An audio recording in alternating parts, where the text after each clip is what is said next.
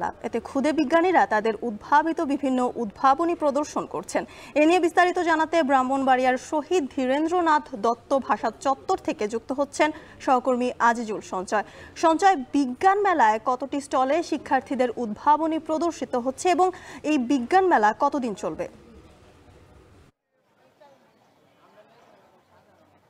যদিও আজকে সকাল থেকে এই ব্রাহ্মণবাড়িয়া শহরের ধীরেন্দ্রনাথ দত্ত ভাষা চত্বরে আন্তঃ স্কুল বিজ্ঞান উৎসব অনুষ্ঠিত হচ্ছে। এখানে মূলত ব্রাহ্মণবাড়িয়া জেলা সদর উপজেলার এই 28 থেকে 28টি স্কুলের যেই বিজ্ঞান ক্লাব আছে সেই ক্লাবের শিক্ষার্থীরা এখানে তারা বিভিন্ন তাদের যেই উদ্ভাবনী যেসব প্রদর্শন আছে সেগুলো নিয়ে এখানে তারা উপস্থিত হয়েছেন।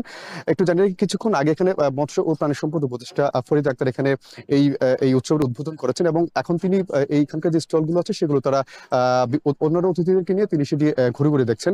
একটু আপনাকে জানার কিছু দিকে এখানে কিন্তু মূলত এখানকার যারা আয়োজক তারা যেটি বলছেন যে মূলত শিক্ষার্থীদের মধ্যে যে বিজ্ঞানের যে ভীতি আছে সেই ভীতিটি দূর করার পাশাপাশি বিজ্ঞানের প্রতি একটি আকর্ষণ তৈরি করার জন্য কিন্তু তারা এই আয়োজনটি তারা এখানে করেছেন এবং এখানে কিন্তু আসলে যেই উদ্ভাবিত যে প্রদর্শনীটি আসলে এখানে সেরা হবে তাদেরকে কিন্তু এখানে পুরস্কৃত করা হবে।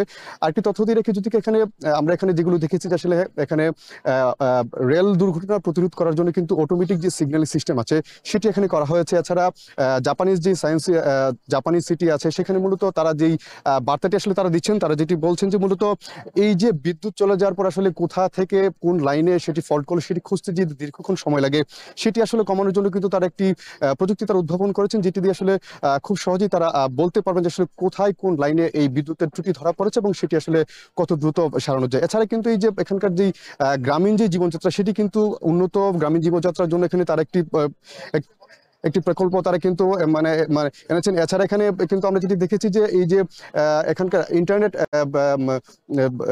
স্বাভাবিকভাবে এবং যে নিরাপদ ইন্টারনেট ব্যবহার করার জন্য এখানে কিন্তু একটি সায়েন্স সিটি এছাড়া সাইবার সিটির কিন্তু একটি প্রদর্শনী আমরা এখানে লক্ষ্য করেছি। মূলত এখানকার যারা দর্শনার্থী যারা আছেন তারা এই যে যেই সাইবার সিটি বা সায়েন্স সিটি যেগুলো আছে সেগুলোর প্রতি কিন্তু তাদের আমরা আকর্ষণটি আমরা খুব বেশি দেখতে পেরেছি। এখানে নানা শ্রেণী পেশার মানুষ এখানে এসেছেন, স্টলগুলো তারা ঘুরছেন, তারা এই যে শিক্ষার্থীদের যে উদ্ভাবনগুলো যেগুলো সেগুলো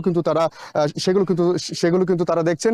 একটু তথ্য দিয়ে রেখে জ্যোতিকা আর কিছুক্ষণ পরে কিন্তু মৎস্য প্রাণী সম্পদ উপদেষ্টা এখানে এই যে উদ্ভাবনী যে প্রদর্শনী আছে সেগুলো দেখার পরে কিন্তু মঞ্চে উঠবেন এবং তিনি কিন্তু এই উৎসব নিয়ে কিন্তু একটি বক্তব্য রাখবেন।